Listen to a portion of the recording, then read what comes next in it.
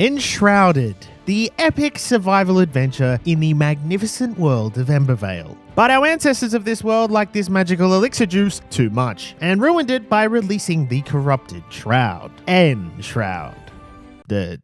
Enshrouded. I've wanted to 100% Enshrouded for a long time, as it's up there in my top 10 best survival games I've ever played. So when the devs reached out to me asking if they could sponsor this very video, I knew my time had come. The Shroud calls to me. And also my silly friends that were going to be conquering this world of Embervale with me. The Wise Man, Big Nuts, Sergeant Gerald, and the Wise One. Jeez. A lot of wisdom in this group today, huh? If you like what you see at any point in this adventure, I highly encourage you to check out Enshrouded on Steam between June 29th and July 9th for the 2026 Steam Summer Sale. This is the cheapest this game will ever be, as once the game full launches to 1.0 later this year, the price goes up and will stay up. To complete 100% of Enshrouded Steam achievements, we were going to have to battle our way from level 1 all the way to level 45, defeat a huge array of enemies, explore the many different environments of Embervale, find mythical loot, slay magnificent bosses, and collect some of the coolest equipment Enshrouded has to offer, all while getting our asses absolutely handed to us over and over and over again. Welcome to Enshrouded.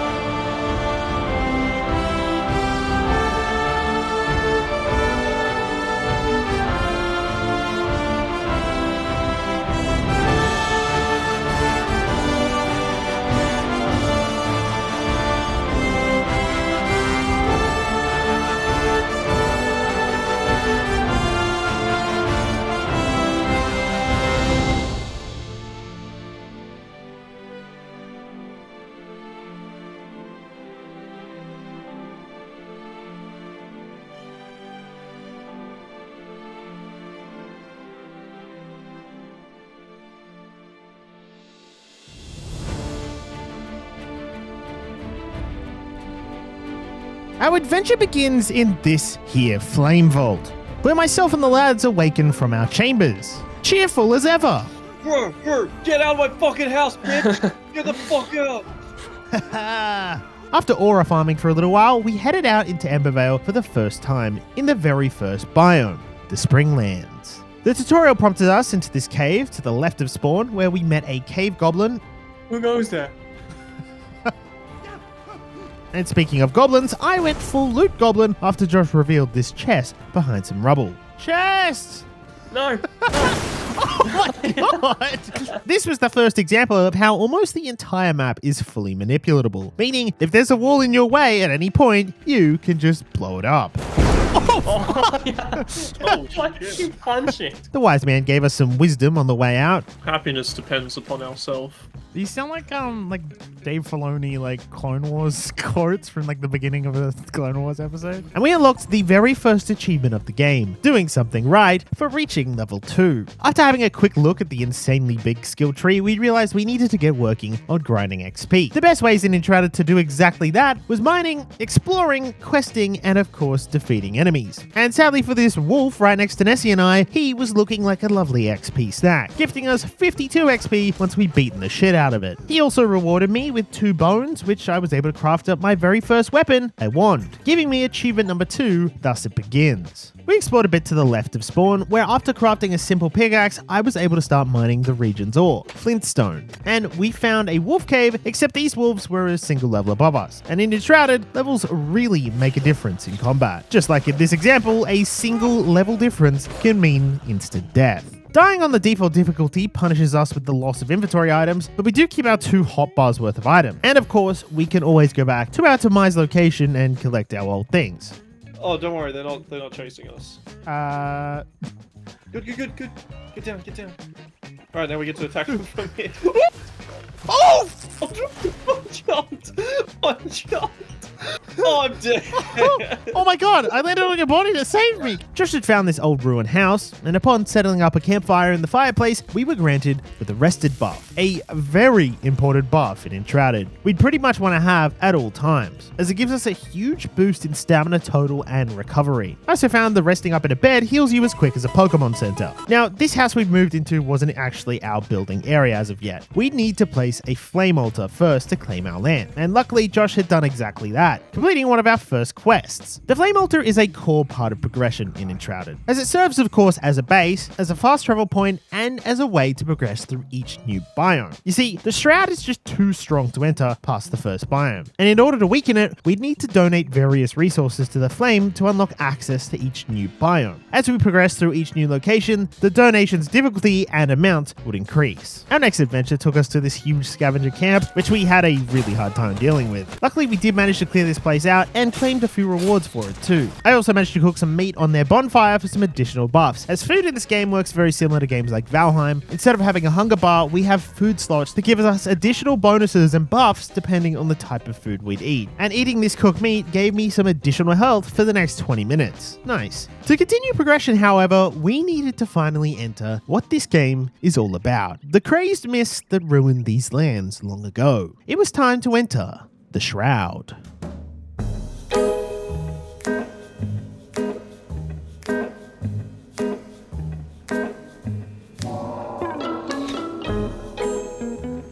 Within the Shroud, of course, we found new shrouded enemies. Look at them shrouding all over the place.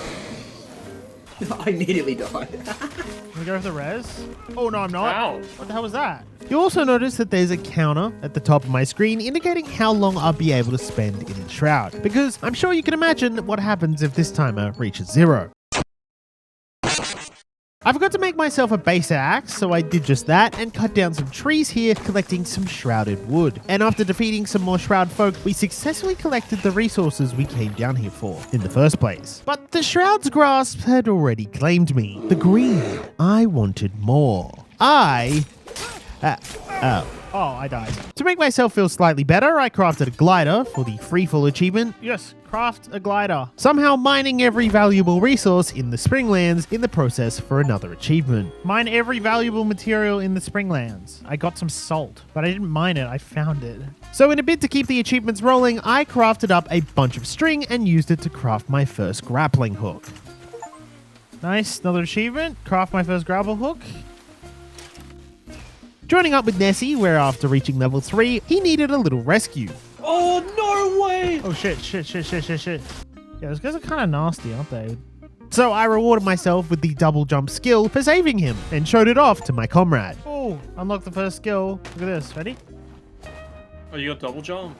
Yes. You know what's funny about that? So do I. What? But we couldn't rest for long, as we were straight into an abandoned camp to find the soul of Oswald Anders, our first NPC. Oh shit, a dude. Summoning staff? Yes, we just unlocked our first NPC. Essentially, NPCs in this game can be found in soul form and summoned to our own town for different quests and benefits throughout the journey. And clearly invested in this major development, I headed straight outside and threw myself off the nearest mountain. Whee! Gift me all your string and fiber. Stealing Matt's resources for not watching my cool stun and using it combined with my own to make a flame altar for myself, claiming the place to call home achievement. But that wasn't truly home, so we reunited with the other two. Look at Matt's face. Look at Matt's character. What? Oh, is he a bear? It's a bear. Bro, Wow. from the back you look like you've got like some animal head on. Oh, like a bear. As we reached our very first ancient spire. Oh, the tower. Oh, achievement! Reached an ancient spire in the Spinglands. These huge towers were to be fantastic fast travel locations through the game, upon reaching the top for the first time. Going up. Oh. Heading through the portal certainly caused some odd noises to come from Josh. Oh, we should break all this shit. Oh yeah, metal. But it was up here we found our first pieces of metal, exchanged some weapons, and put our grappling hooks to good use. And destroying everything we could get our hands on. I hope the owners don't mind. And this looting took us through more portals, avoiding deadly traps, sort of, and unlocking a door to a chest. Oh! Oh, legendary shivs. Equipping my new shivs and joining the boys at the top of the spire. Oh, I made it. Right, so we can fast travel to this pillar now. Now having it as a fast travel point due to it being complete. Look north. Look how far north. Holy shit. And also seeing more parts of the nearby area on the map, realizing what we'd gotten ourselves into. So back at home, we spoke with Oswald and plotted a course to the Elixir Well quest. You see, Elixir Wells are another huge part of progression in Enshrouded, as they guarantee a shroud route within, something I'll explain the importance of very soon. Let's go, boys. Clear our first well. We're gonna have to do like 100 of these. So we arrived at the first of many to come. Oh, fucking hell. Oh, these things. Holy shit. Where the fight begun. And although we were reviving each other and just about hanging in there, that all quickly came crashing down when I went to revive Matt. Oh no! I was just about to get it and I got fucking one shot too. And my next attempt at the well, it didn't go great either. These daggers suck. Holy shit. Holy fuck, these legendary daggers suck.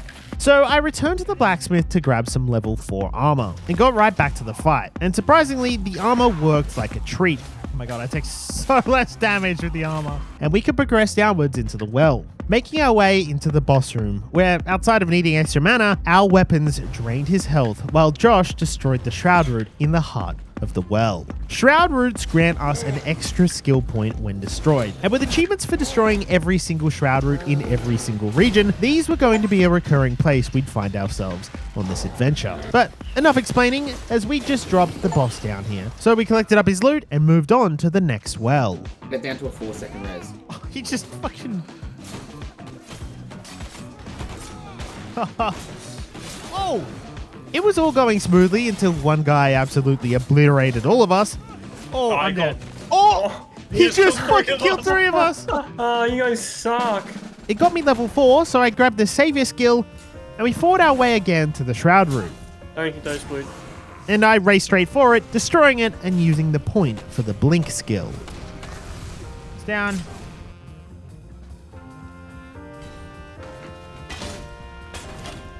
I'm gonna die because Nessie's looting. I actually died because of that. That's nuts. Flying away and heading back to the beautiful open air, where we were now trying to track down the next NPC, which allowed us to check out Nessie's new outfit. Holy shit. Oh, he's a bishop. Hello. Wait, that's awesome. You look sick. Die some more. What? And find the alchemist NPC from within this temple. Here we go. Balthasar. Oh, let's go for a swim, boys. You earn it. Come on. Hey, wash off, boys. Taking a quick dip to a nearby pond. Boys, why are your clothes on? Holy Oh, this is shit. cool. Oh, this is so cool, yeah. Oh.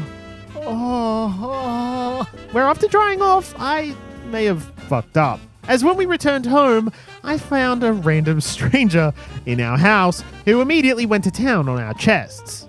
He's going through our chests. I'm not even kidding. Why jump through a password? I forgot to put a password on the server. Whoops. So after neutralizing that threat, I tracked down our first flame shrine, which are the only places you'll be able to find these sparks. We have friends coming. Oh, the line! Which you use to upgrade our base's flame level, which then allows you to enter thicker shroud and head to different and more dangerous areas. But before that, I stopped for a quick meal and we got to searching around for a place to call home, finding something peculiar next to another flame shrine. Oh, what is that? Matt? Yep, I see it. We've got Wookiees here. I'm also going to need to find every single flame shrine in the entire game to complete 100%.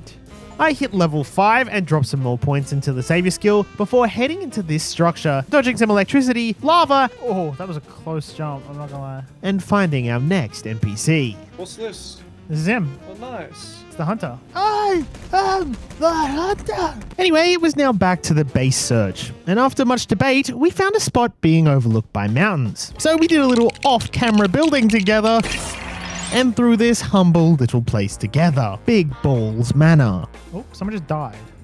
Oh, they went to bed. So they just slept on the road. Holy shit! But the underneaths to our new base held some horrors we had to group up to deal with. Oh my god, bro, our house is fucking haunted by I'm on Essie! What I'm the fuck? Where did you guys go? We went through the lock. Don't let me out! Shut it. What is downstairs? You stop making those noises. Oh. There's a chest. Damn it. There's a gold chest down there. Oh, fuck, the poison is... Oh, hello. Are we gonna fuck this thing up or what? Nice. Ooh, spider glands. Somebody looted the chest. He's such a fucking goblin. Eventually laying down and strengthening the flame by our new home, even with the structure built, we still had to make it a functioning base that was safe from threats. And clearly some of the Shroud weren't happy about us settling down here, as we had our first base raid to deal with. What? Oh, rain party, watch out. Oh, we're getting raided. Oh my fucking god, they do so much damage. Oh, these guys are big. What the fuck? This guy's got backpacks on him. This wolf is carrying shit. Oh, I'm dead. Oh, shit. Oh my god, there's so many fucking dudes here. You good? Nice. After improving our base's build radius, I laid down our workbench and began to furnish this place. So whilst we grab resources for it, let me explain the comfort system as best I can. So comments, please don't kill me. Comfort in this game is related to your furniture, and each comfort level you have equates to 1 minute of rested butt, meaning decorating wasn't just a fun pastime here, we needed it. But right now our furniture level was very low, so we need to progress it and keep decorating this place to increase the buffs as we progress through the rest of the game. On my way back after collecting some resources, I thought another random had arrived on the server, and our server was once again compromised. But turns out it was just Dale being a moron. No, Matt said, who's the wise one? So we laid down any decorations we already had and dropped down a kiln, a grindstone, and some chests, allowing us to refine down the raw resources we'd collected. Anyway, decorating the rest of Big Ball Manor for now would have to wait, as it was time for an adventure into the nearby Shroud, with Nessie immediately destroying this Shroud spawn, leading to a fight. Fuck him Fuck him up. up, he's just stunlocked forever. And we found a gem forge further in, which allows us to enhance our weapons with powerful gems. But that was way out of reach of us for now. We proceeded to Nessie, who'd found a cave. This is a big cave. Which turned out to be our first Shroud lair. And after dealing with the henchmen and harvesting the archaic essence plants, we lockpicked a chest and proceeded deeper, finding our very first Banshee. Oh, it's a Banshee. Throwing everything we had at it at its minions. But with us all low health, we simply cowered together out of sight and brought its health down bit by bit. We did grab its loot and decided to ascend up our second ancient spire, avoiding traps the best we could, grabbing any loot from chests and heading through the portals, switching on the second tower and unlocking more of the map to explore. After a risky descent from Dale, oh my god, that was risky. We headed back to the Shroud and found another Banshee and Shroud route, destroying both before realizing this place had another boss hidden inside. Oh, there's a big fuck over here, guys. What? There's some big Oh, bosses, extra bosses. We kept on reviving each other and soon enough overwhelmed him, mainly using one person to just run around while the rest of us peppered him with shots. Nice. Good shit. We sorted through the spoils of our efforts before attempting to track down the Carpenter NPC, losing a man on entry. I fucked up so badly, I'm dead. I just saw Matt go in the lava. Where my journey also came to an embarrassing end. Oh, fuck's sake. But the boys clutched up while I rested, uncovering the soul of the carpenter, allowing us now to craft better furniture for our home. So I took myself and my trusty pickaxe to bash some flintstone, reaching level 6 through sheer willpower alone. Nice, I just got to level 6 by mining. And trust me, this won't be the last time I opt for this method when hunting down late game level achievements. Oh, it's gonna be close, it's gonna be close, it's gonna be close. Yes, just. Before that misery though, we broke down another Shroud route and headed to see the carpenter, who provided the recipe for the advanced glider, which would be a key thing needed for future traversal as the map opened up. However, it was our original normal gliders being used for now, as we followed the Pope into the Shroud. He looks so fucking crazy. Just looks like he's the Pope or something. Bunch of ragtag adventurers and the Pope. Man, I wish I didn't know there was a fucking dragon in this game. That would actually like surprise the shit out of me. Wait, there's a dragon? And leaving the Spinglands behind. Entering for the very first time, the Revelwoods. The Revelwoods bring a host of new resources, including copper and strawberries, as well as opportunities for new NPCs, as we found a temple where solving the button puzzle and opening the door up to her soul. Mr. Farmer? Oh, sorry, Mrs. Farmer, my bad. And she had a ton of new things for us to craft. Aside from the animal items, the main recipe for now would be the seed beds. These allow us to siphon seedlings from any weird and wonderful plants we find out in the Shroud, finding an easy time of building due to the game's seamless base building system, which works for even idiots like us. Holy shit, we couldn't have two wise men. We had to get a pope. So after greeting the officially named pope, Big Ball Manor now housed the 5 core NPCs for crafting most of what we need. Nessie'd also found the building system as he'd made a little army for himself in the manor. What the fuck? Can I go back to... The army is storming the campfire. Welcome. Oh, you can put full sets of armor on them? That's kind of awesome. As a team, we took in the beautiful sunset atop the spire, clearly dazzling Matt to take the wrong exit off the tower. Everything the light touches. Alright, follow me. Oh shit, such a Josh. Stopped off the wrong way. Ah, he's going the right way. Just preemption with jump. Oh, follow me. Holy shit. You are just the Pope. I remember when the Pope did that. Course correcting as we headed into our next elixir well, using the power of friendship to bring down the Shroud route. Oh shit, I couldn't see him. Just ignore the multiple deaths I endured in quick succession on the way to taking out the Shroud route. Oh no, how do we my both God. Oh, bro. Nice, good shit, boys. Nice, bro, good shit. Back in the farm, I was planting a ton of flax seeds down for future crafting before challenging Dale to a race and showing the boys my new updraft skill. All right, where are you, Dale? We racing? We racing? Where are we racing to? Look at these speed, bro. Ready, set, go. Oh yeah, you are. You're about 5% faster, yeah. 10% faster even. That is nice. Watch this. I got this. Ready? I get a boost in the sky, so I can just boost off the ground and fly. But you used 4 skill points on that? That's kind of fucked. No, trust me, it's really worth having it early game. Share screen? No, you have to watch the video.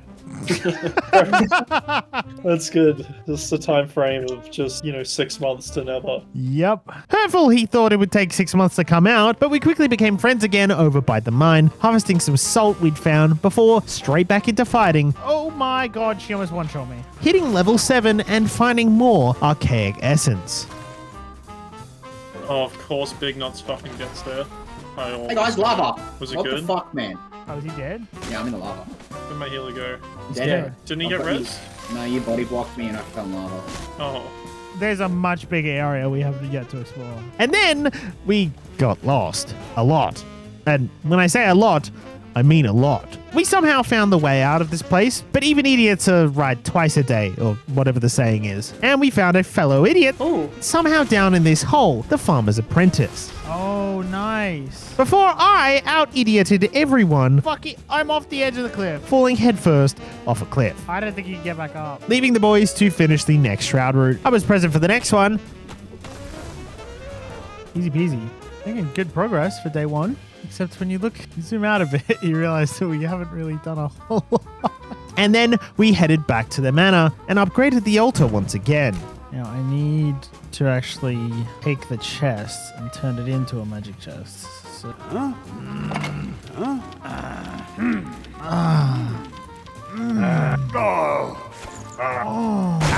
Why is he moaning so who broke the chest? What chest? it's like I'm talking to a wall sometimes. I just said what I'm doing. Dude, Dale, you need to stop breaking. Dude, this guy's just trying to pin me for murder. For real. He doesn't like you, dude. I think he's trying to... Wish there was friendly fire in this game.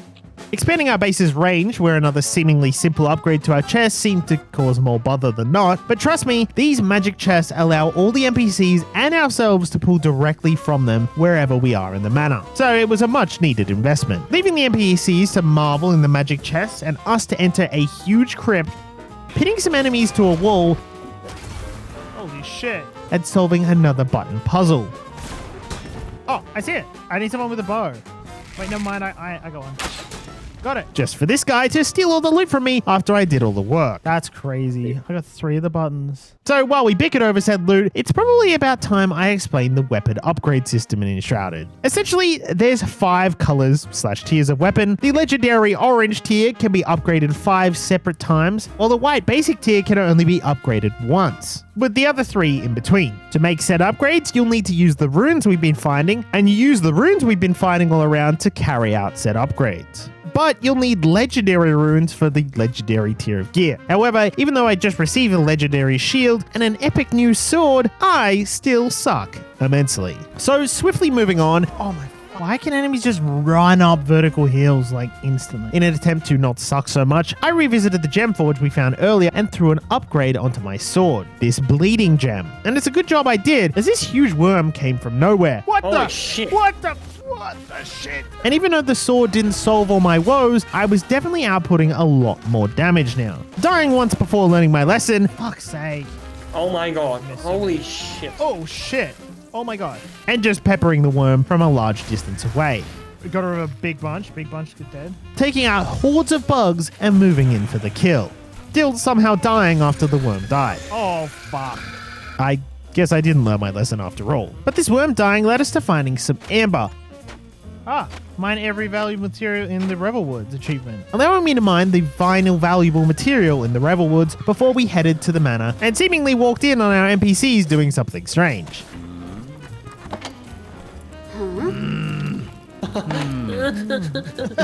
Why are they doing that?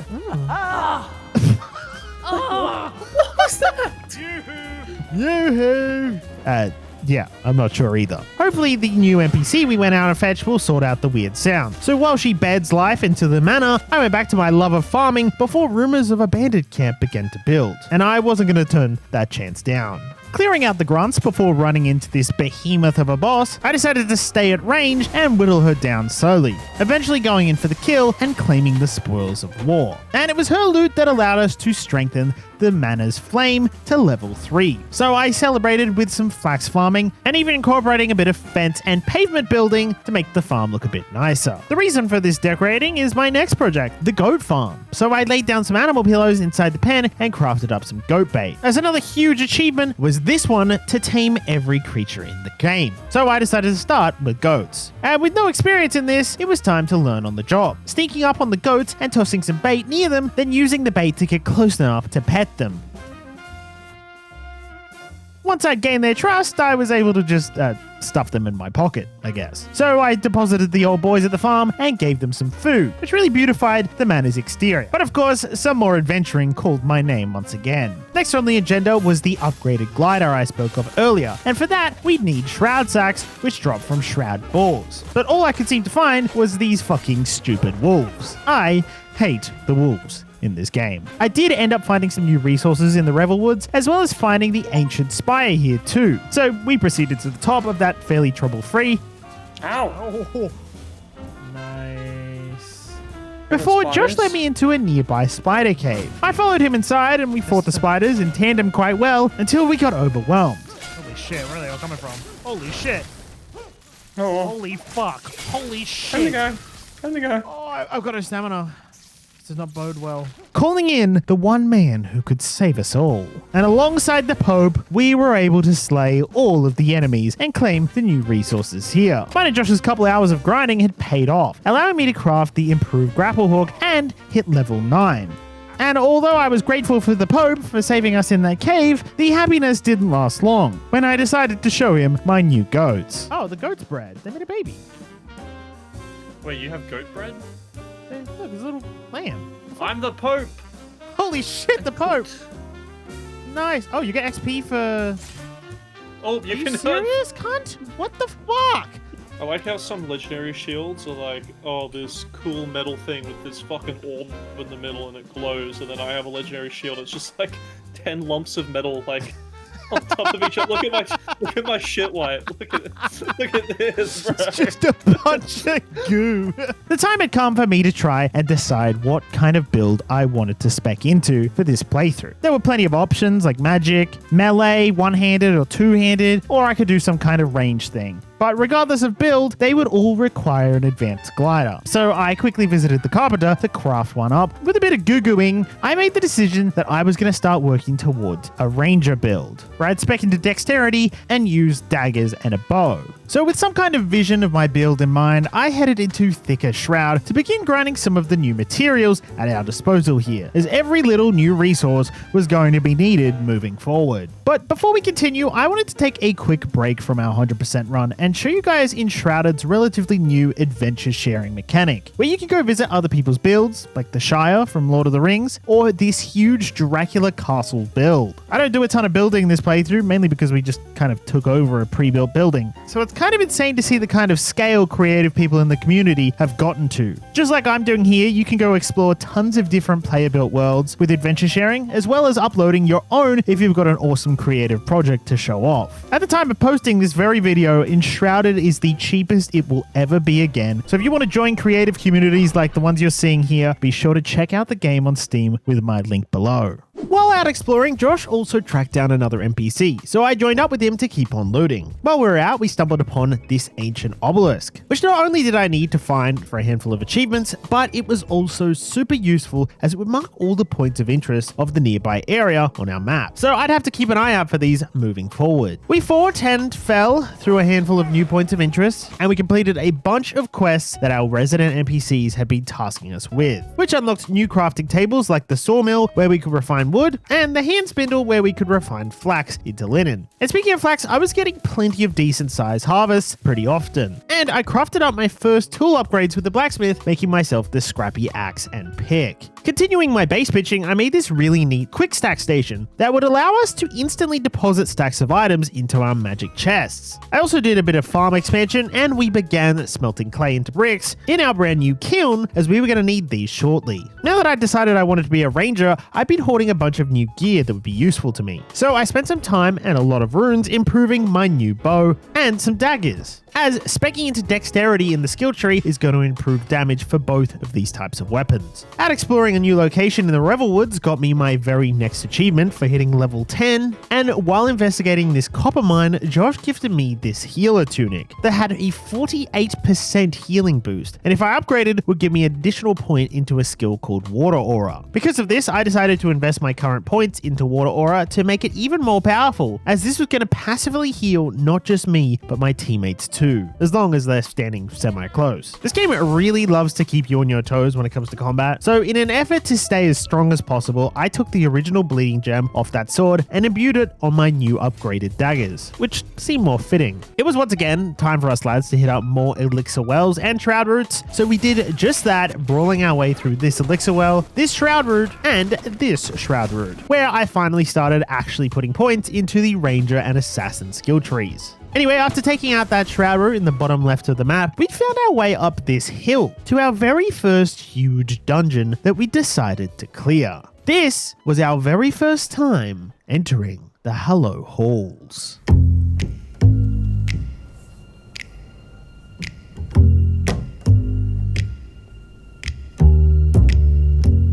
The Hallowed Halls housed an absolute army of skeleton enemies, which, unluckily for me, were super resistant to pierce and slash damage, my main 2 types of damage. Defeating them rewarded us with, not surprisingly, a lot of bones and some Hallow Hall exclusive resource, ectoplasm, which we found out we could also mine from these glowing bone patches too. As we progressed deeper, we completed some puzzles until we made it to this final huge room, where all laggy hell let loose. Look at them. Look at how many are coming. We get overwhelmed here very easily, so just start clearing as many as you can. Oh, fuck. Oh, they've got sides. Watch this, watch this. They reassemble. They just look at the patches. Oh Bang! my god. Level 11. To be clear, this wasn't the game's fault. My internet was dying of old age or something while we were trying to clear this room, which made me borderline useless. Go for me. Holy shit. man. Holy fuck. It's just instant overwhelm. Oh! Bro.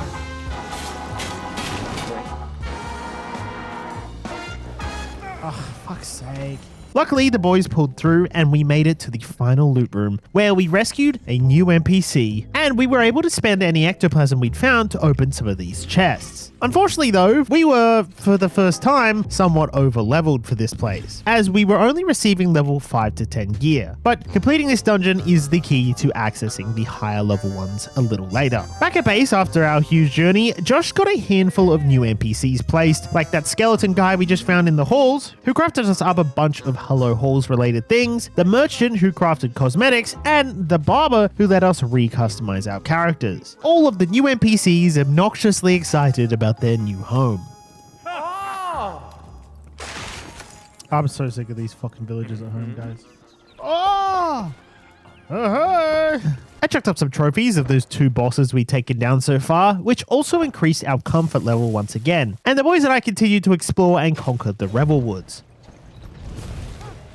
finding another 2 more shroud routes, before realizing Nessie had explored a lot further north and had placed a fast travel up there. So naturally, I teleported up there to check out a brand new biome, the Blackmire forests.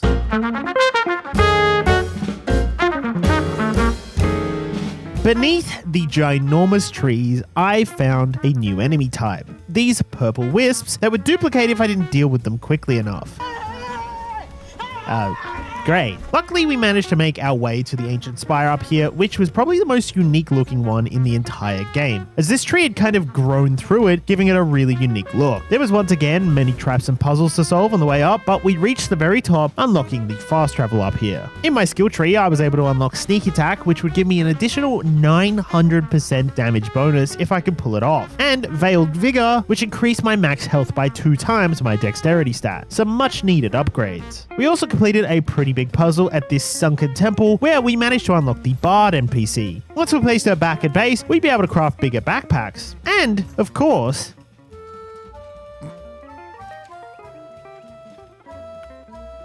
What is that disgusting noise? at this point in the game, my gear was pretty much a mixture of different sets of armor we'd found out in the world. And to be honest, despite being able to craft armor sets with the NPCs, I feel like just looting random things very often gets you the gear you want at a higher tier or level than you can craft it anyway. So this is something I pretty much do the entire playthrough. Walking through the wilderness a bit, I discovered this ancient obelisk, getting me the Spinglands achievement, so I went and did the same thing in the Revelwoods to find this obelisk up here. I had this realization back at the goat farm. Oh.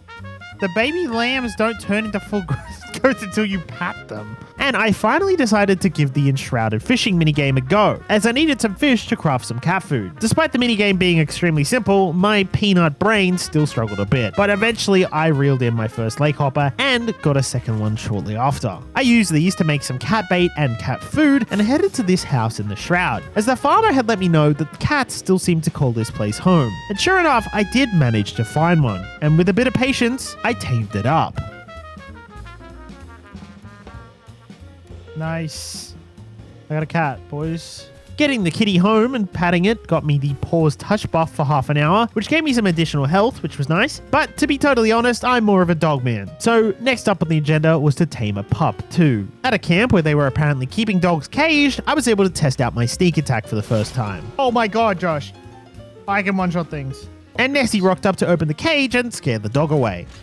Can I kill it? No. Dude! But after even more patience than the cat, we got ourselves a Labrador to call Big Balls Manor home. Now, our next venture was a big one. A little while back, I'd headed up northeast and got a fast travel down for the lads. And teleporting up there meant we had arrived at Pikeman's Reach, where we had a very special target here to take out. What I would consider the first major boss fight of the game was located at the castle. But before we made our way up there, we had a lot of enemies to clear through, including 2 shroud routes just a few streets away from each other. I think he wants me. Why is he on the ranger, bro? Jump him! Lovely. Oh, I'm underneath you guys. How am I underneath? Shit. Ow. No Don't let way. that hit me. Oh, he won't hit me. I'm gonna res Nessie in a second. Could someone? Stay there, Nessie. Yeah, someone lead him away.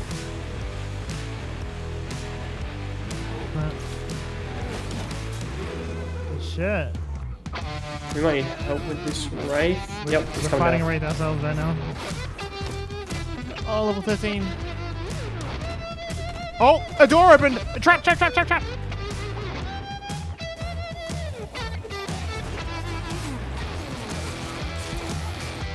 Go, boys. Get him.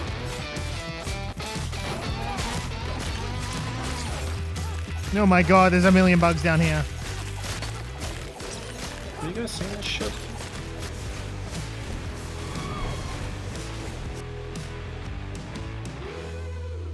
As night fell, we finally reached the keep. You guys run past. You both have run past me now. So, with all of us prepared and ready to fight, we sent Dale into the courtyard to get our enemy's attention. Where do we go? In there. Jump in. Jump in. Oh! There's a fucking Oh. boss!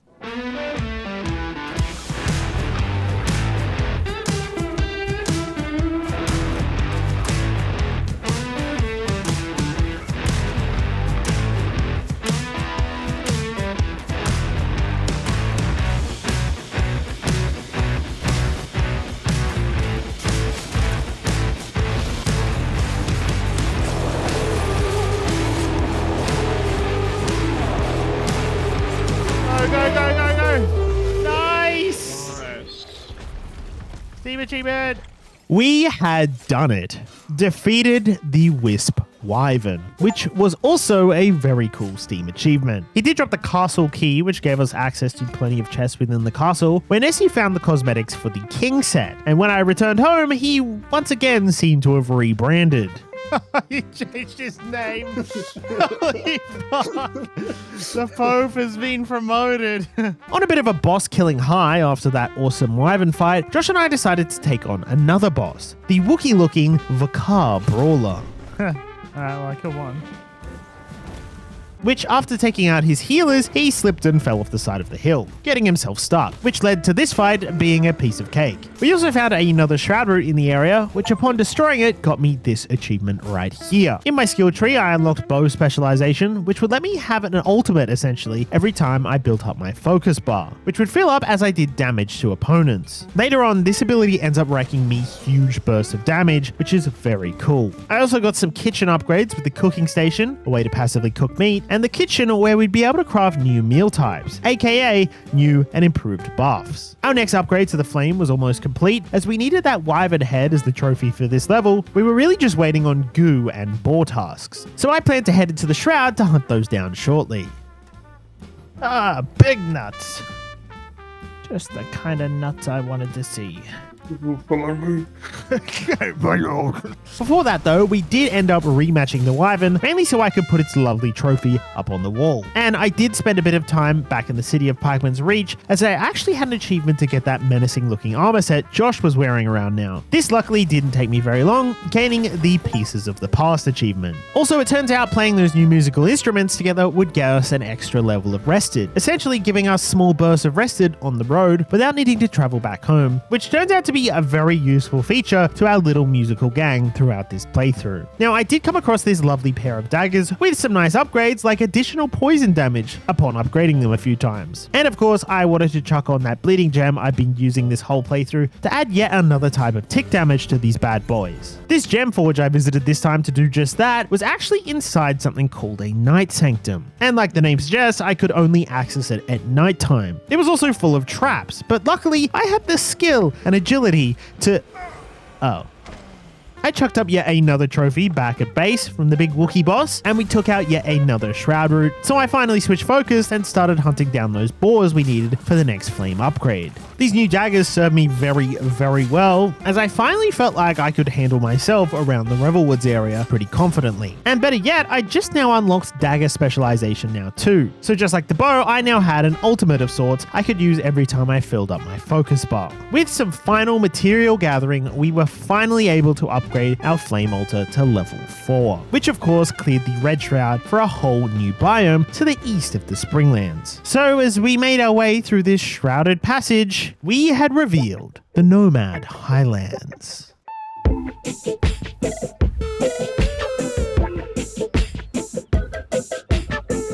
In these new mountainous plains, we of course began finding brand new resources. Plants like rubiose, I can't pronounce that, aloe, and bell peppers were all pretty common finds. There was also a ton of the Vakar Wookiee folk around here, including their big boss brawler boys. I did a quick checkup on what kind of resources to keep an eye out for in these new highlands, finding a unique new mineable on these huge old skeletons, fossilized bones. I had a feeling this stuff was going to be pretty useful, so I proceeded to eat as much of it as I could. And strolling through the tall grass, Nessie had decided to go back to his roots and become the wise man once again. And he taught us another lesson of his wisdom. Another lesson. Alright, first up, I'm gonna walk around you guys. Oh, 3 wow. circles. Is that wise? 3 is a wise number. Okay. Race you there!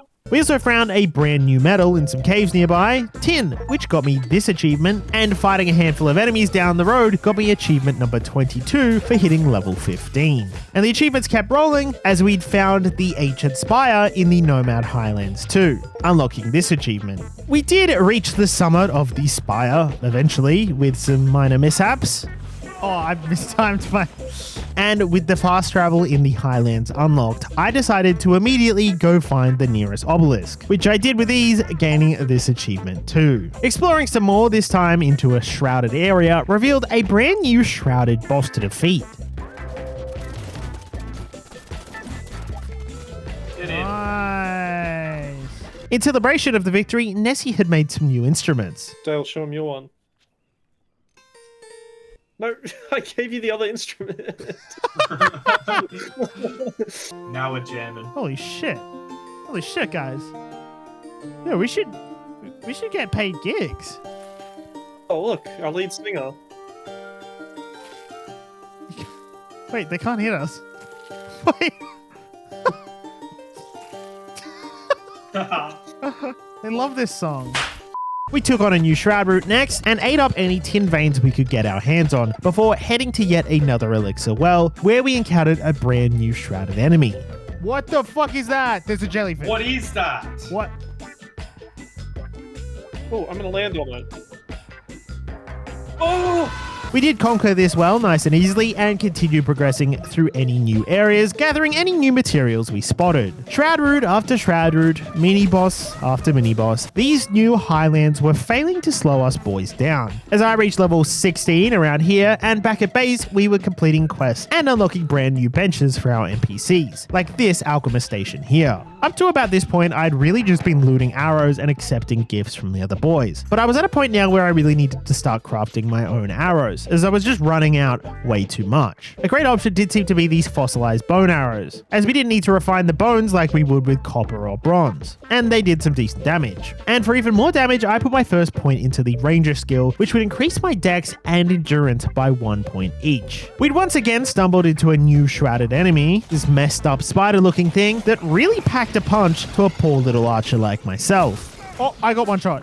And our next elixir well was a huge one, filled with caves of shrouded lava, and finally a huge boss area where we had to defeat yet another foul monstrosity. I spent my rewarded skill points on multi-shot, which meant I now had a chance to shoot multiple arrows at once, and beasting, which meant I could now do this. Oh, boys, look at this shit. Look at this shit. Ready? New ability I just got. Oh, wow. I can fucking hold my position in the air. How do you get some of that? Anyway, Josh and I found ourselves in a huge crypt once again, and despite finding 4 of the 5 buttons for this puzzle, we were stuck. So Dale offered to come down and help us with his great puzzling brain. Everyone's always saying how much I'm puzzling it. Sometimes I puzzle so hard I lose control of the stuff. I puzzle the people I love around me. Like those CIA movies where like the guy's like retired and Dale's on this farm, like just living his life. Like, we need you back. I told you, I'm not puzzling no more. I can't puzzle anymore. I got a family now. The puzzler did actually come through and found the final button in this snake's head, and I was rewarded with a brand new set of daggers that had a max level of 25. Another huge upgrade that I once again quickly swapped my bleed gem onto. Even at this point in the game, wolves were still incredibly scary to me. Is he just stuck? Oh. Oh, And I was able to level up my dexterity skill to level 10 through a few more skill points investments. Through more shroud routes, fights, and resource gathering, we'd finally gathered all the materials we needed for our next flame upgrade to progress into the next biome. So finally, back at base, I unlocked flame level 5. We found some recipes for the farmer, which unlocked a handful of new food options, and threw up the Foul Monstrosity trophy back at base as well. I'm going. I want you dead. Okay. Yes, I got my wish. Now, on a somewhat unrelated note, my girlfriend Paisley and I had gone and seen Obsession on this day of recording, and my friends here wanted the whole movie spoiled. So all this sped up footage you're seeing here is me just explaining the entire plot of Obsession. If you're thinking to yourself, that movie hasn't been out for very long, how on earth did they record this? It was last week. Last week, we recorded this entire playthrough in 81 hours over the course of 6 days. And myself, my editor, and my new writer have been working our absolute balls off to get this out in time for the Steam Summer Sale. So if you've watched this far and haven't subscribed yet, wait, hold on. I wish the viewer who is watching this right now will subscribe and will love this YouTube channel more than any other YouTube channel in the whole world. Sweet, that's going to work out really well. Anyway, I've been yapping about Obsession so long now that we'd actually wandered into a brand new biome, where in this cave we found iron. Now, I am sorry that we kind of just wandered over here, because that means the new biome doesn't get any cool kind of musical opener. Or does it?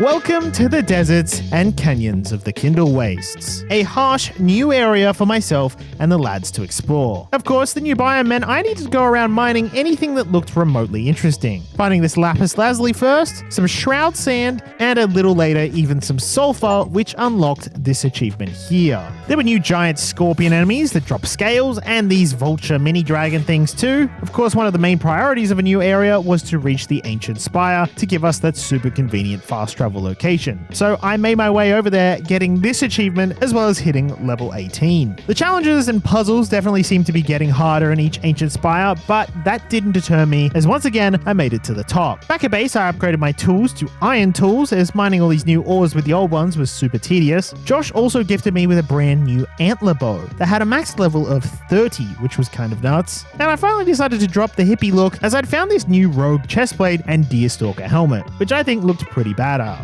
Josh also gifted me the large backpack, which was a welcomed addition, giving me 16 more slots in my inventory for those long adventures. Obviously, I've cut a lot of downtime out of this video, but I assure you the resource gathering, even for the most basic resources, never really stopped throughout the entire playthrough, as we still needed tons of things like charcoal to smelt new ores, along with, of course, any new building we wanted to do. I did have a pretty big base pitching session where I moved the cat and dog beds to be by the stairs, as I turned this left side counter area into the alchemy-based corner, whilst the right was dedicated to cooking and food. I also decided to dive into the building just a little bit by creating an outdoor blacksmith area, where we could keep all our forging in one place. I started by placing all these hollow hall blocks down for flooring, but I decided pretty quickly that that looks like shit, and replaced it all with the same material as the road, which I think kind of fit the vibe a lot more. I then moved all of our furnaces, kilns, and forges out here, and fenced it all in with some nice street lighting.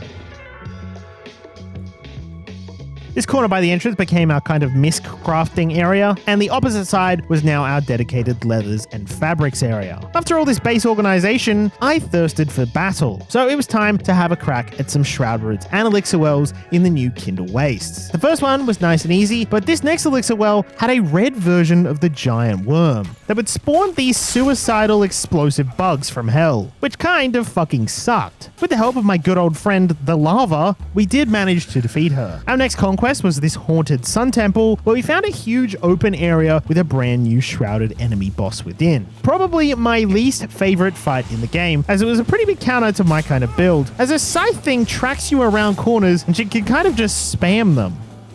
Oh, bro! I do get a bit better at fighting her later in the video, but my god, this thing was owning me for our first encounter. Back at base once again, I finally got around to moving all the NPCs and telling them to stand still and stop wandering all over the place when I want to craft something with you. I tried to place them all by their dedicated areas, which worked out pretty well, and I upgraded and organized our magic chest situation too. Back out in the wilderness, my hunt for Shroudwoods continued, taking out this one, and this one. I unlocked the ricochet ability, which meant if I used explosive arrows, its damage would increase the more enemies I hit at once. And also, a little tip, I love that you can check out the map while you're gliding all over the place in Enshrouded, but maybe don't do it while you're barreling towards a cliff. I have a big patch. Yeah, south is... Oh. Yet another shroud route taken out, and I found a super cool ring that ends up really inspiring me to build more of a flame archer style, as this ring gave me bonuses towards dealing fire damage, which was really cool. At this point, we decided it was finally time to continue doing some more of those Hello Halls. So I crafted the Revelwood key, and we made our way in. We had once again waited till we were pretty overleveled for this place, which defeated the point of it a bit, but we were still getting decent XP from defeating these hordes of skellies, reaching level 20 while I was in here, getting yet another achievement. We got to go down the green slide of death that has holes of evil green goo that we had to try and dodge on the way down, and after many battles, we arrived at a huge temple entrance, which looked suspiciously boss fighty. And sure enough, when we entered... Oh my god! What is that? Oh my. Hello, Cyclops, yeah.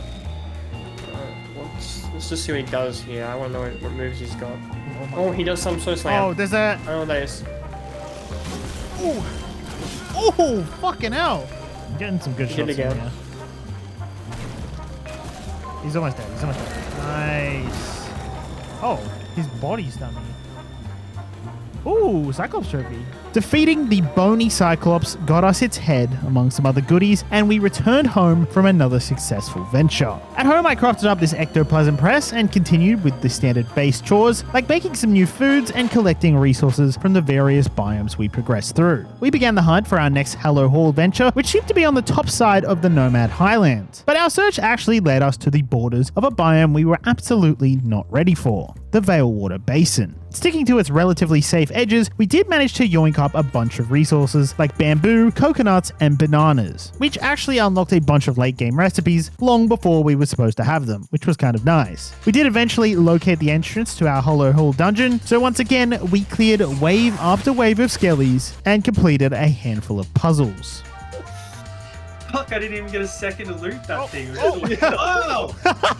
I know this is a sponsored video and all, but I seriously wanted to glaze over how cool these dungeons looked, regardless of that. The devs did a really good job of building these grand, ominous vibes, and they really were a ton of fun to clear through. We once again had another Cyclops to defeat, but the final room was a lot more challenging. We flew down to these huge openings full of traps, and found out that we had accidentally opened the gates of hell. There's bosses! Oh my fucking god. Oh my god. Watch it. Chase him to the fireballs. Chase him into the fireballs. What the fuck? Holy shit. Break what? Oh, the spawners? Oh, this... Okay, Yeah, I'm gonna go... rooms. Okay, I'm going for the spawners. Come on. Why are they so quick? I think all spawners are dead, right? Holy shit. Oh my god, Cyclops this is boy nuts. just nearly busted me. I died. Oh my god, this is so nuts.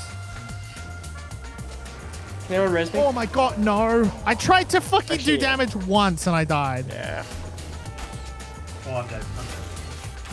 Oh, what the fuck? Did it just blow you up in the air? Oh my god, you guys. Yes. Oh, this This one's one. worse. Oh my god, careful where you Oh, land. we're on not this me. one. God, bro, am I just instantly dead? Holy Yeah, fuck, bring it- I just bring it did down. so much damage. Oh Oh, shit! spawn is broken. So bad.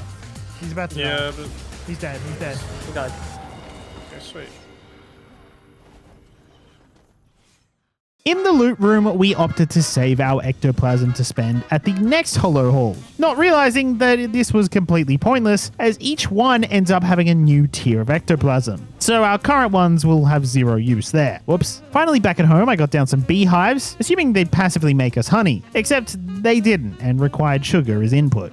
I also placed an oven down, a place to cook bread meals, and I took a quick side adventure back up to the giant trees of Blackmire, as I'd heard rumors of this thing right here. an infinite arrow. A very cool item that would consume mana instead of an arrow upon use. So when I run out of arrows in the future, I wouldn't be totally useless, despite its pretty low damage. I was really enjoying being an archer in this game. I just felt really clean hitting those nasty shots. And in an effort to continue expanding on my skills, we'd found ourselves in yet another elixir well, with a fell monstrosity defending it. I used my next few points to put into graceful stride that would give me an extra point of dexterity for every 2 levels of the flame, raising my dex to 13. I was solo for a bit now and had heard tales of some legendary loot in the southern areas of the Kindlewastes, hidden within this very tower. So I spent some time clearing out enemies, high and low, and when I finally made my way to the top of the tower, I found this. Yes. Obtain a Ghost Glider achievement. The Ghost Glider, which not only was an achievement to find, but is the strongest and best glider in the entire game. Having this bad boy on my back now meant that I was in the best position possible to start flying all around the map working on my Flame Shrine achievements, as I needed to visit every single one in the entire game to achieve 100%. So that is exactly what I did.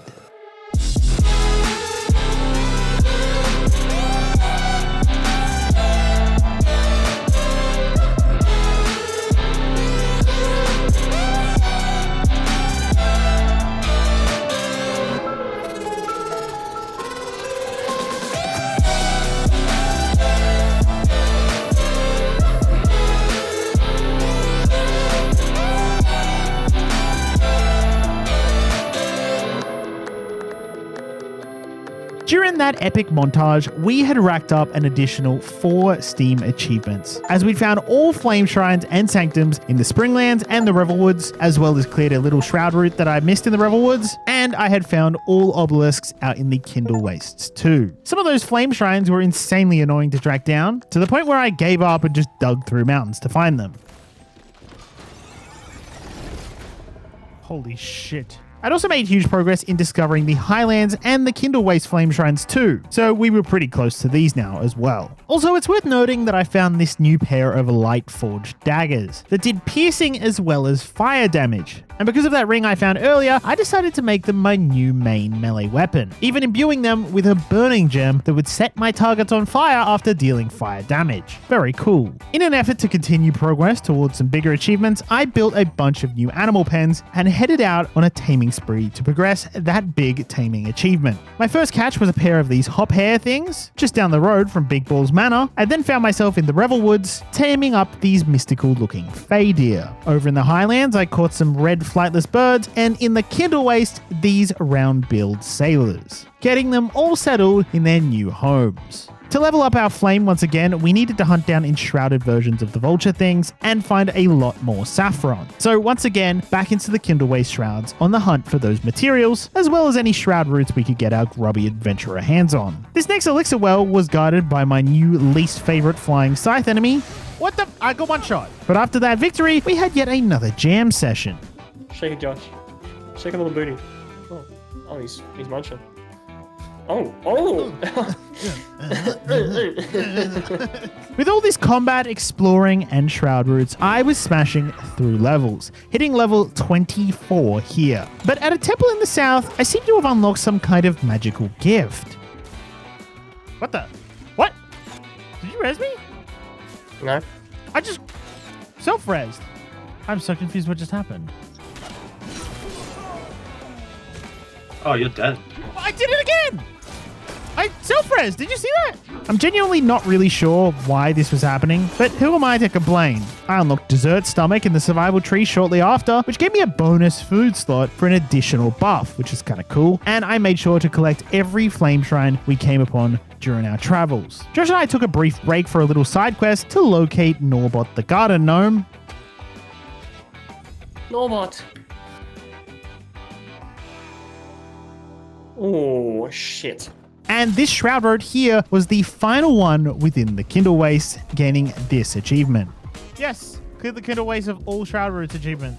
I was unbelievably close to my Flame Shrine completion in the Kindlewaste too, so I quickly went here, here, here, and here, gaining this achievement. Yes, Find all flame shrines and sanctums in the Kindlewastes achievement. And I found out the only reason I hadn't gotten the Nomad Highlands unlock yet was because this shrine I was missing was hiding under one of our fast travel bases. So finding that got me the Nomad Highlands achievement. We were getting pretty close to our next flame upgrade now, so once more I was out gathering the final resources. For some reason we found our way back to the new Veilwater Basin. You know, the biome we are severely underleveled and underprepared for. Regardless of that, we tried to see if we could complete the ancient spire here to unlock the fast travel nice and early, where I actually had to dive underwater to even gain access to the place. For some reason, these new Drac enemies had taken refuge here, and I was able to get a few lucky kills thanks to these traps, but this luck eventually ran out.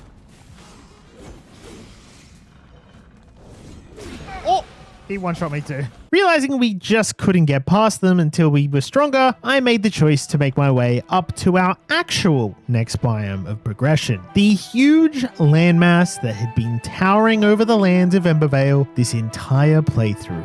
It was time to face the Albaneve Summits.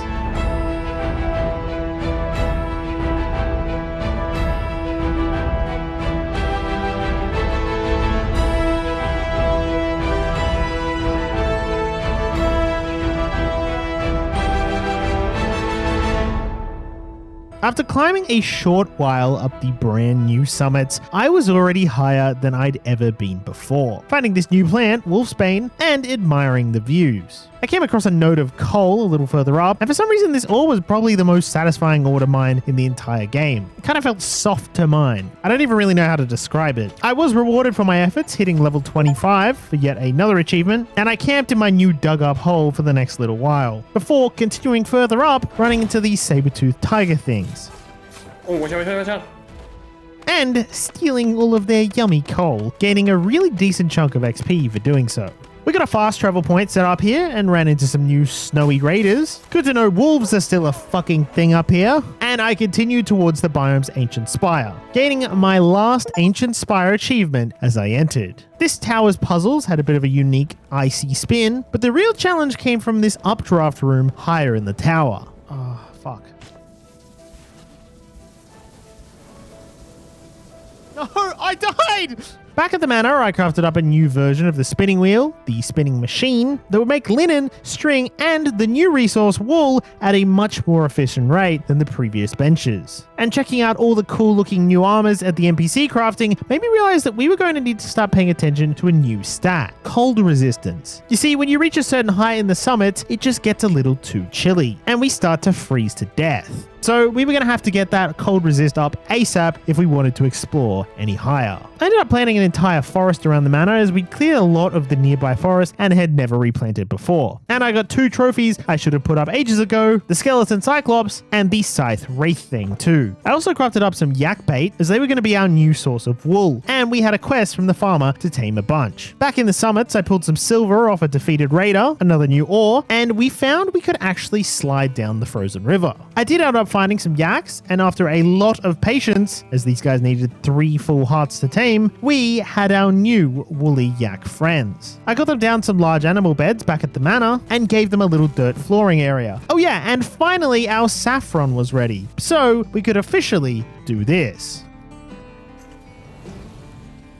We decided it was finally time to tackle the Hollow Halls dungeons in the Kindlewastes. So that is exactly what we did. I hit level 26 in here, and there was this crazy gliding tunnel down here that went for way longer than I expected. There was a mixture of shroud and skeleton enemies in this one, which was a nice change of pace, but we managed to take them all out without too much trouble. In the loot room, I noticed there was a legendary ranger weapon crate, so I spent my ectoplasm on that, to an awesome legendary silver shot bow that did blunt damage and additional damage to hollow enemies, but even better was the legendary ignited bow that would deal magic fire damage upon upgrading. The perfect bow for my fiery archer build. Josh had gifted me this cool cosmetic cape thing, and the two of us headed back up to the Blackmire area, as there are a handful of shroud roots we'd kind of forgotten about up here. At a gem forge, I upgraded a burning gem and put it on my new bow. So now both my bow and my daggers would set enemies on fire, both being supported by my cool fire ring from earlier. To deal even more fire damage, I put some points into the wizard tree to reach the arsonist perk that would give me an additional 10% fire damage per level. Back up in the frozen summits, I got started gathering some new materials, as of course we had a new list of things to gather for the flame. And after defeating this raider guy, I took some amethyst off his body, gaining the mine every valuable achievement for the summits. Funnily enough, I also found an amethyst node minutes later, so we mined all of that up too. The summits really had kind of a wealth of ores, even finding huge iron deposits up here as well. And I got to taming a brand new type of goat, the fizzy goat, which was going to provide a much better version of milk for higher tier food recipes. While hunting some wild yak in the area, we noticed a huge behemoth in the distance. Oh, what is that? Frost troll. So naturally, Dale and I wanted to test its strength. Oh my god, that's so cool. Oh, he's fucking cool, quick. We defeated him without too much hassle, rewarding us with his head, and his chest he was guarding had a very nice pair of boots with huge health regen benefits, plus some decent cold resistance too. Despite the summers being cold and wet all of the time, this place really had some cool locations to discover. And to be honest, it's probably my favorite biome in the entire game. Now that we had access to the Shroud in the summits, that meant it was once again time to go Elixir Well and Shroud Root hunting. And within the first one, the main danger was ourselves. We did find some huge silver nodes down here, so this place ends up being a pretty regular visit for us boys whenever we needed some of that. And turns out you could actually mine the ice itself as a new resource, which was kind of cool. We once again tackled another Shroud Root location on this island surrounded by lava. Dale seemed pretty confident with his skills, so we let him take the lead on this one. And taking out the boss here started to reward us with some pretty cool new gems to imbue on our gear. Blocking or aiming for a short time grants 62 physical and 62 magical resistance. I got my arsonist ability leveled up to the maximum now, and Dale and I headed up the mountain once more, in search of a new furnace that the blacksmith had tasked us with. Oh, there's a bunch of traps. Nice. Didn't see that one. Good thing. Oh, scavenger tyrant. What The hell? There's like an ice wizard in there. Holy Oh, shit. another one. No, that's a boss. That's a boss. The scavenger tyrant boss dropped exactly the thing we needed. Before heading back though, we were right next to a huge elixir well, so we decided to tackle that while we were here. Just to get in the front door was quite the task, with hordes of mobs and even mini bosses to clear through, and upon entering we found that there were these natural updrafts that took us straight to the Shroud Root. But this was weirdly unguarded and just free to chop down. That's when we realized that there was actually yet another Shroud Root in here. And taking that out, we realized again that there was another Shroud Root in here. However, the final one was guarded by a brand new enemy, a shrouded variant of the Cyclops. We got the tree down before engaging, which gave us a bit more visibility, and I opened fire on the Goliath. Holy shit, he shoots. Oh my god. What the hell? We're fucking it up. We're fucking it up.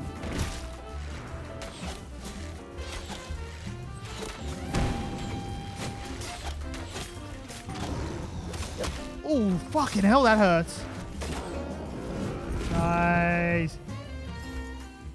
Defeating the beast rewarded us with his head, which we needed for the next flame upgrade, and his eye. Back at base, I got the brand new blast furnace down, which ended up being a huge upgrade compared to our old furnace, as it used coal as fuel instead of charcoal. It also gave us access to gold, silver, and steel bars, all resources we were going to need in bulk moving forward. Also, I forgot to mention a while ago, I unlocked this last meal perk in the survival tree. That meant I could keep my food buffs after death, with the downside of food buffs only lasting half as long. But considering my low health and how often I was getting knocked out of fights, this was insanely valuable to me. And speaking of low health, I did start putting in some points into Constitution just to pad my health bar that little bit. I got these alchemist recipes down on the wall in our alchemist corner of the manor, and up in the mountains once more, I hit level 28, found some pumpkins a little later, a brand new crop type, and I made my way to the ancient obelisks of the summit, gaining this achievement here. The Cave Cyclops on the northern side of the map dropped some decent gear and gave some nice XP, so he ends up being a common visit. And we were getting pretty close to yet another flame upgrade, allowing us to hit up the northern side of the summits a lot more. For now, we tackled this shroud route hidden in an old quarry, and during all this time, I'd been smelting up a boatload of steel, allowing me to make a brand new steel tools with the steel pick and axe. I'd also gotten in the habit of just doing huge harvests of bulk crops, which kind of gave us enough food for the rest of this playthrough. And as a little side quest, I hit up a night sanctum back in the Kindlewastes, which unlocked me this cosmetic helmet that I grew quite fond of pretty quickly, and I learned yet another valuable flying lesson. Oh my god. Don't try and eat a food while you're gliding. Holy shit. I've had a good spot to farm obsidian up here, so I ate all of this up. Kind of reminds me of those memes where someone eats the meal really fast and then just ends up eating the plate and the table too. I love you, Instagram Reels. And making my way higher than I'd ever been before, I found myself brawling through a huge fortress, where I came across this. A giant balefire that I lit up. You see, at the very top of the highest peak in the summits lives a dragon, a beast we'd need to defeat in the very near future. But to spawn said dragon, we were going to need to light 8 of these balefires across the summits to get his attention. And Josh ended up gifting me some more cosmetic items that he'd found that really matched my flame archer kind of vibe with the reds and golds. I like this so much that this is what I wear for the rest of the playthrough. Anyway, I did get started on my flame shrine hunting up here a lot earlier than usual, which worked out pretty well for also hunting down those balefires. But playing this game for 5 days straight and doing nothing else wears on a gamer, and I clearly had started to go insane. A lot of people say, "Hey, Tony, you're the goat farm guy," and I say, "You keep my mother's name out of your mouth, you son of a bitch." He's not a goat. He's a beautiful thing. Still not a prime. Don't you talk about my ma like that. Anyway, I stumbled across this flame shrine, this balefire, and this flame shrine on my adventures. And returning home, I found our crop we needed for the flame upgrade was ready to harvest. So I once again upgraded our flame to level 7. We researched our list of new resources for the next upgrade and got to work pretty quickly. We'd also now officially got the quest to slay the corrupted beast. I ate up this coal node and we took on an interesting shroud route as it was surrounded by lethal red shroud with a pretty small area that was actually safe. I lit this balefire before dropping down and taking out another shroud route, and mining this here iron got me level 30, which was yet another leveling achievement. I ended up mining up some more ice to craft up an upgraded version of my Eternal Frost Arrow, which did about double the last one's damage. And Josh and I smashed through the final 3 shroud routes, conquering this one, and finally this one here, gaining the shroud route achievement for the summits. With all of these skill points, I put some into health and resist to give me a bit more of a fighting chance, and some additional points into some extra damage when critting with my bow. Leveling had really started to become a huge focus for me by this point, as I had to reach level 45 to get that sweet 100%. So I spent a ton of time mining coal, taking out mini bosses, and trying to path the best route for the most amount of XP possible. I once again lit another balefire and continued hunting down my remaining flame shrines, finally gaining this achievement too. And I also found the final 2 balefires shortly after. That officially meant that the dragon had now awoken at the very top of the tower. So Josh and I made the treacherous journey up the rest of the mountain to see what we were up against.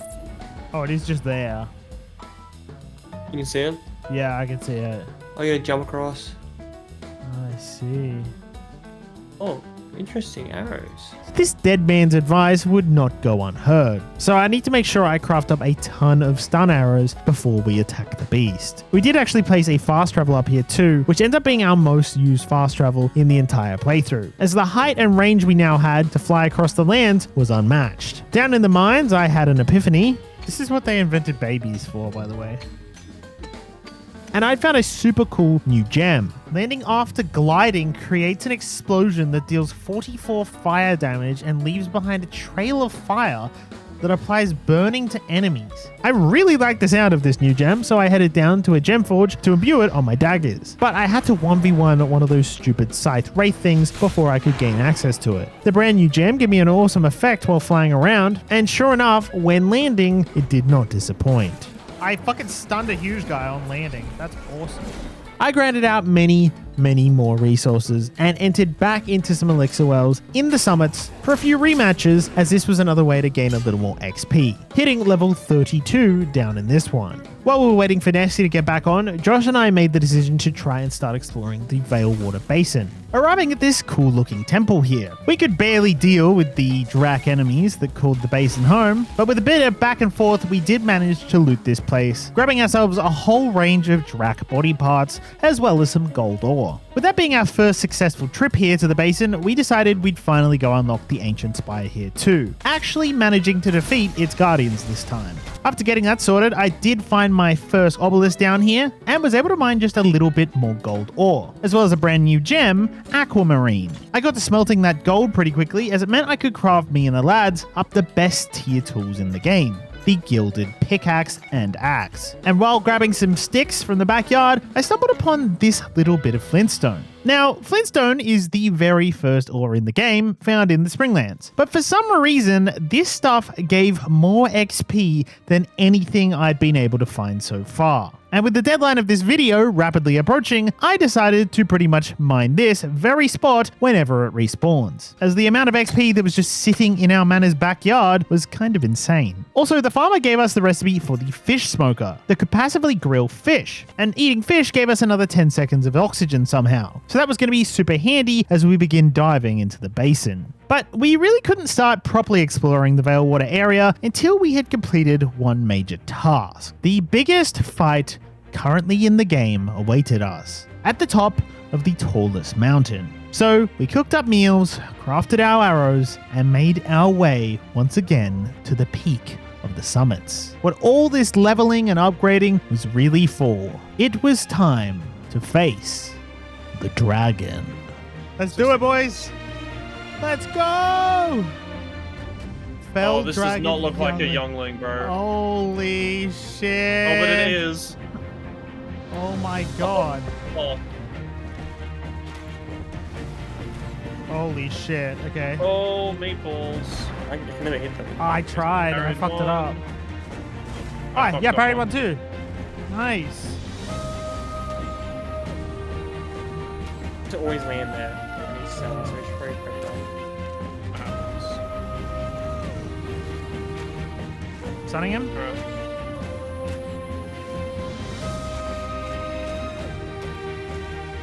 Big damage coming in. Trying to go for stuns here. He's going down? Oh, this is a perfect spot for me. And I get Smith's like resources now from his like body. That's good. That's really good. Looking underneath him, it's really just like still get hit by that. How do I get hit? Oh, they can miss on the turn. That's so funny. Oh. He's going down, he's going down. He's low, he's low.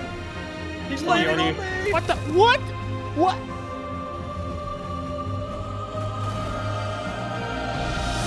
Oh, Less than the first. then jump. No, he's not on me. Oh. Alright, everyone lock in with the meteors. It happens. Deflected. I fucked it. Alright, deflected one. Nice. He's just doing the same one over there.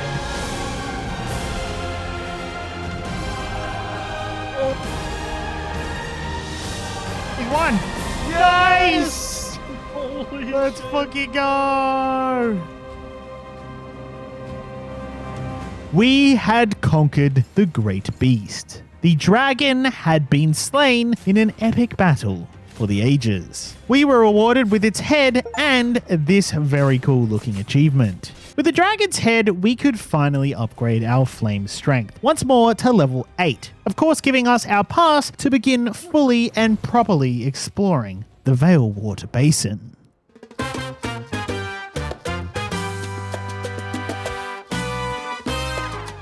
Within the basin, I found wild capybaras running around, which was cute. What was not cute, however, was whatever the fuck this thing was. My first task, as usual, was to find the final ancient obelisk, which to the theme of the biome was actually hidden entirely underwater. This wasn't a problem once I dealt with the reptile trying to eat me, gaining achievement number 46. And once again, I was back at the manor on my flintstone grind, which ended up getting me level 35. We did actually conquer the dragon again to see if it was worth farming for XP. It was not, but we did get an extra dragon head that we got as a lovely figurehead of our trophy's accomplishments. I was finding new resources in the basin like algae and new enemies like the giant mud crab and the giant lizards. Going for a swim revealed that I didn't actually have to partake in the fishing minigame at all anymore, as I could literally just chase the fish down in the water and yoink them out. This biome truly was beautiful, a lovely tropical opposite to our last conquered biome. I did end up taming one of those capybara, which was cute, and even cuter was the baby I rescued from defeating its drac captor. Out on yet another adventure, Josh and I made our way through this enshrouded cave where we stuffed our faces with pink mushroom meat. Yum. And we had to clear out this raider camp after exiting to continue a quest unlocking the mill to build back at base. I'm just dealing with the... Ow. There was also our first shroud route takedown of the region underneath this town too, which was nice. And Josh had gotten the mill set up back at base when I returned, but actually had to be powered by either a water wheel or a windmill. Josh opting for the windmill right out the front. Back in the basin, I rescued our final main NPC, the fisherman, that had some great voice lines. Nice day for fishing, isn't it?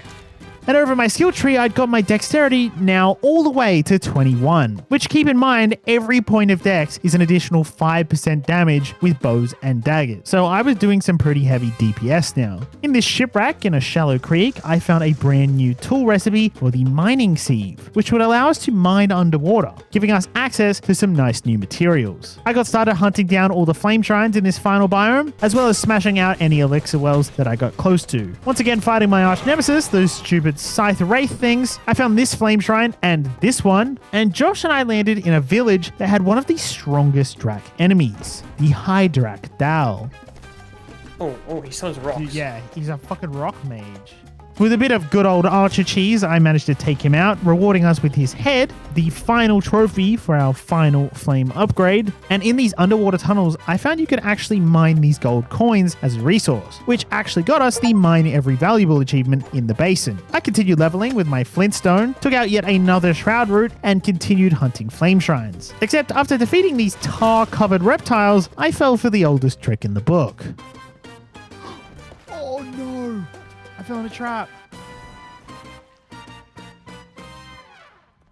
Oh my god, there was a trap and I fell for it. Nessie had gotten into a Christmas spirit in June for some reason. Wow. Ah. Holy shit! And for the final flame upgrade, we needed to find these passion flowers in the basin that really annoyingly only grew at nighttime. So it was a lot of running around in the jungle looking for pink flowers. When I returned home from my jog, both Josh and Nessie had made renovations beneath the manor. So I opted to take a look at Nessie's first to see what he'd been up to. Holy shit. The gnomes.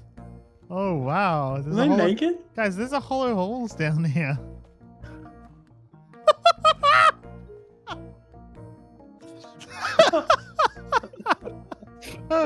Holy shit! Where's the camera? I'm gonna, Hello, wait, boss. Let me get the camera. Give me a second. Oh, this is what I needed. We're close to the 100%, you know, just celebration with all my friends. Smith's project was something a little different. I made a maze downstairs. There's one exit. Where did you go? He's right here. There's one exit. And you have to find it. Is this the maze entry? Yeah. Yeah. Okay. Can I go too? No, you can't go Oh, Nessie. fuck. Can I follow Wyatt? Yeah, sure. Does this exit outside?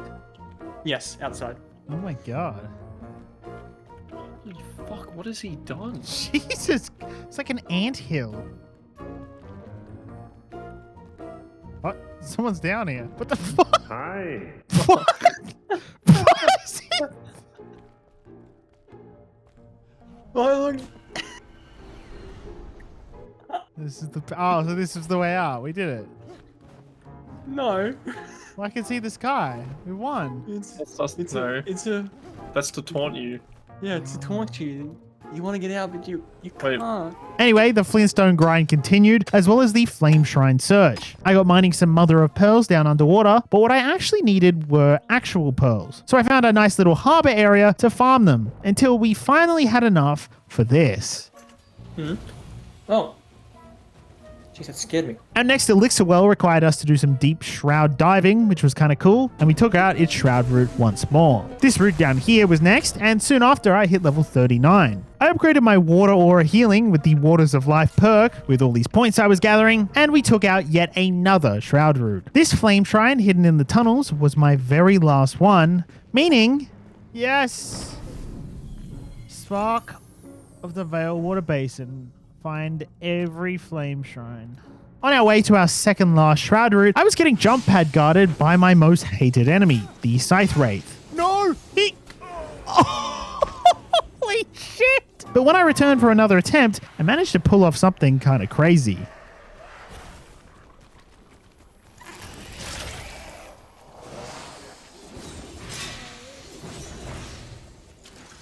Holy shit! Oh, that was sick! I continued up until we'd enter yet another shrouded town, where we had to take out a whole courtyard of enemies. We made it further up, where we found this amazing castle area. I